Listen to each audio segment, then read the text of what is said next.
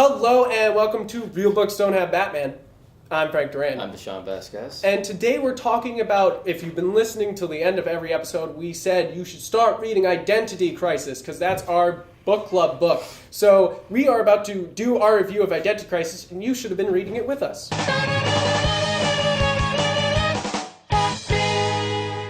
Hi, I'm Frank Duran with Real Books Don't Have Batman. I'm Deshaun Vasquez. I'm Chris Donnelly of Chris Talks Comics. I'm Andrew Catania. And we're talking our book club book, Identity Crisis. If you haven't been paying attention at the end of and beginning of every episode, we talked about that you should probably be reading Identity Crisis because we're talking about this episode. So there's going to be no moment where we don't talk about spoilers because we said read the book. That's the point of the episode.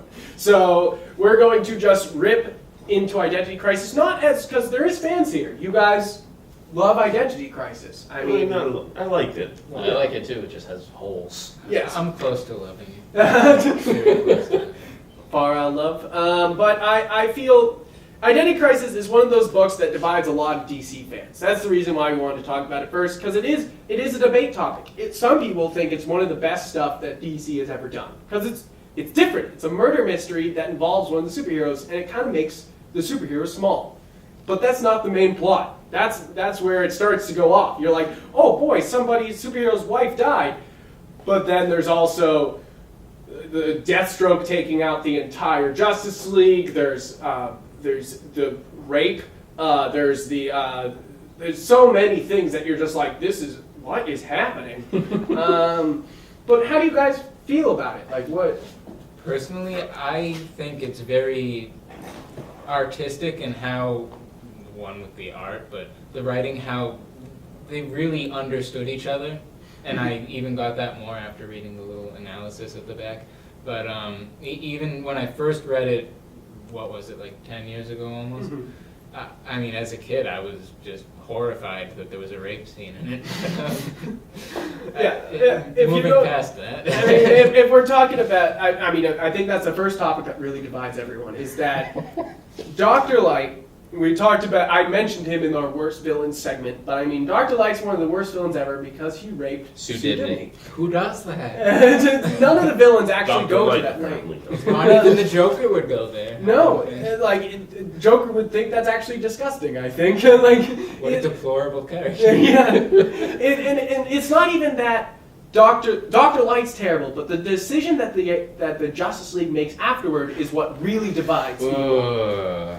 Like, they go, what do we do with Dr. Light? And what do they decide, Sean? Mind wipe. Mind wipes. Now, what's wrong with a mind wipe, Sean? It's fucking stupid. Why? Instead of just imprisoning him or just trying to keep him somewhere, putting him into an asylum or something, they just mind wipe. Well, he doesn't remember it. So I guess he doesn't remember that he did it, so I guess he technically didn't do the crime. It's not that they were trying to make it so he just forgot it. They were trying to alter his personality as well. Yeah, and also, he kind of got into the Justice League headquarters, so that's the other issue. And it was a way to write themselves out of a hole, because they're just like, wait, Dr. Light was never a character like this. He fought the Teen Titans. And they're just like, oh, so this is the reason why he was so lighthearted to begin with. Yeah, it's so strange because like there's no villains that do that, you know, especially against a superhero's wife. Like, I mean, it's not really. I mean, this is Plastic Man's wife and Elongated Man. Yeah. Elongated Man. I'm sorry, but it's tough. It's a tough subject, especially most people think of comic books as a kid's thing, but I feel like Identity Crisis is the biggest smack in the face to comics being a kid's book. I mean, Watchmen kind of does that, where they're like, hey, this is adult novelization. But like, Identity Crisis is like, yeah, we deal with adult shit. I don't know. Chris? Well, to tell you the truth, the only reason why I picked this up is because it had Joss Whedon's name on the cover. Just the saying introduction. Yeah. Because I am a huge Whedon fan. If you can't tell. And I read it pleasantly surprised. I didn't know how it would be. I liked it, but it also changed my perspective on how comics are written. It showed me that comic book writers, some don't have boundaries as to what you can put in a book. With the rape, obviously. But not even a rape. I mean, Tim Drake's father dies here. Well, and it's so messed up. Like that isn't messed up but it fits because Bruce Wayne is an orphan. Dick Grayson is an orphan, and then now Tim Drake is an orphan. Yeah, you but want to take that? that just feels like status quo to me. Yeah. I mean, you didn't really need. I mean, one of the things that made Tim Drake different from the other two was that he wasn't, and he had a loving father who did know his secret identity and was kind of torn up by it, but still let his son do what he wanted to do. So I felt like killing off his father was more shock value than anything. But it was emotionally compelling in how they did it. How can you not like choke up a little bit when Batman's in the Batmobile and he just like mutters to himself, "Not again," when they're trying to. Well, get I mean, him to that's save him. going to happen anyway.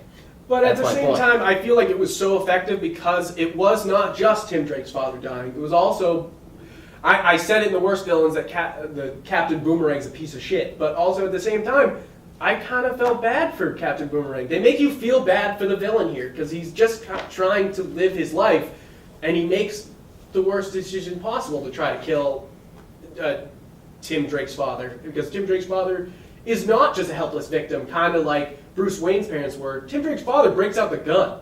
He doesn't break it out. It's part of the plot. Yeah. He wasn't supposed to die. No? Why not? No. That's why the gun was there. It was supposed to Sue Dibney. Yeah. She was the mastermind behind all Yeah. of this. As you know if you've read the book. Gene. Gene? Yeah, Sue Dibney's the one that died. Oh, No, right. yeah, No, it's Gene Lawrence. I'm bad. No, I get this. I get Um, the same thing between those two.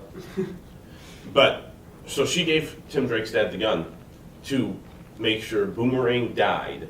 Tim Drake's father was supposed to live, and because he died, that's what sent Batman on the investigation.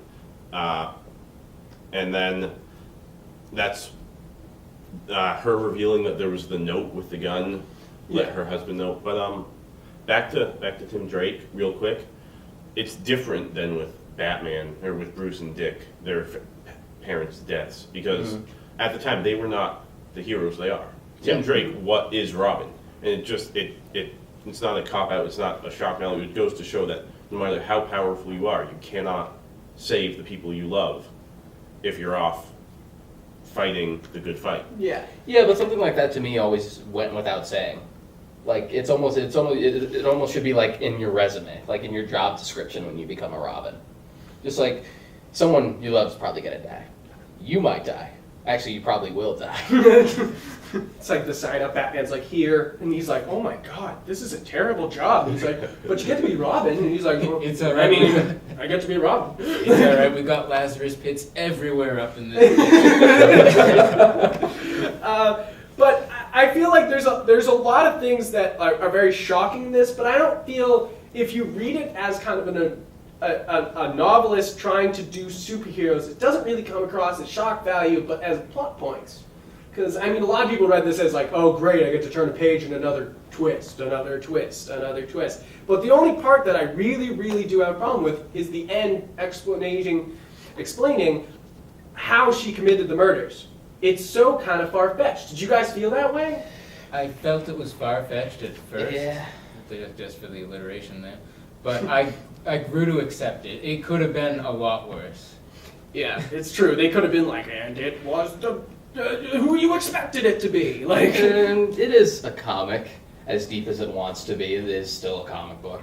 yeah, it's just it's crazy that it was the Atom's wife, and but I think ex-wife.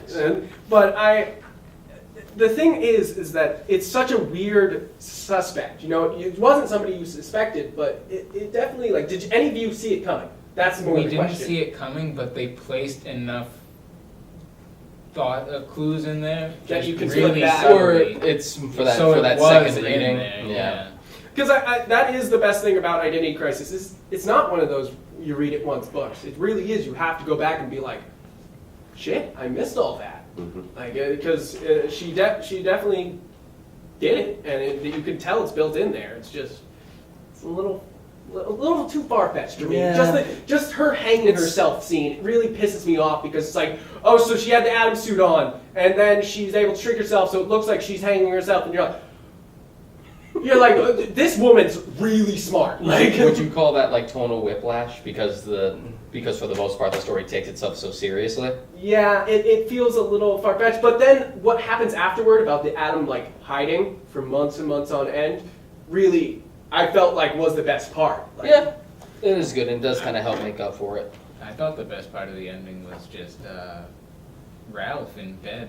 The very last page, like, still pretending like his wife is in bed next to him and talking to her as if nothing changed. If I feel like if you're in love with these characters, this book might make you cry. Like it's one of it makes you go, holy crap, these people are real, and that's what. And it's not one of those books that you can just read as a non-comic book fan. Like, do you guys feel that way? I actually think that if you're not a comic book fan, you might be more open to this because it makes the characters so real and the story is so emotionally compelling and draining. Draining. It's true. But what would you guys give it as ratings? So we can wrap it up. Andrew, what would you give it as out of 10? You can give 0.5s, but we usually don't give 0.5s on Real Books Don't Have Batman. So 9 out of 10. 9 out of 10. One of the best. One of the Probably 8. 8. It's really good. It's got some plot points that are inconsistent, or it's got some issues. I think we covered most of them. Yeah. I'm But- sure somebody in the comments will be like, Yeah. you forgot about this, and we'll be like, Forgot oh that they shit. wiped Batman's mind, which was really dumb. Oh Yeah, yeah. yeah. Oh god. Oh god. I forgot. Well, that is the dumbest part of this plot. Like I was about to give this a 7 or an 8, but you guys just reminded me I'm still Batman's sticking. mind. I'm still like No, I think I was gonna give it a 7. That does bother me a lot, and I do like the story, and I think it it's solid. bothers It just me, but it's something that It's it real. makes sense that they do. Because Batman would never be okay with them wiping Dr. Light. It felt He would- Rorschach-esque. Yeah, it almost is. And I mean, that's what Batman was supposed to be, a Rorschach, but so. And I like how angry he is about it too. Like that's why they had to mind wipe him, because he's pissed. He's like, what? Why would you do this? Like he's really, it's real almost. What'd you give it? 7. 7? I'm gonna have to give it a 7, maybe a 6.5. I do You love don't it. do 0.5 because I Real know, Books I don't know. have Batman Yeah. story. I like it too, and I Yeah, think it it's makes solid, sense. but it has problems. It Yeah. is fallible. Yeah, it's not like other event comics where you're like, oh, that was pretty solid. Like this is like you're kind of taken aback the entire time. It has problems, but it gets you emotionally invested, and that's one of the best things any work of fiction or anything can do. It's true. It's true. Definitely, it gets you as a fan angry, and if you've never heard the characters before, you're like, holy crap.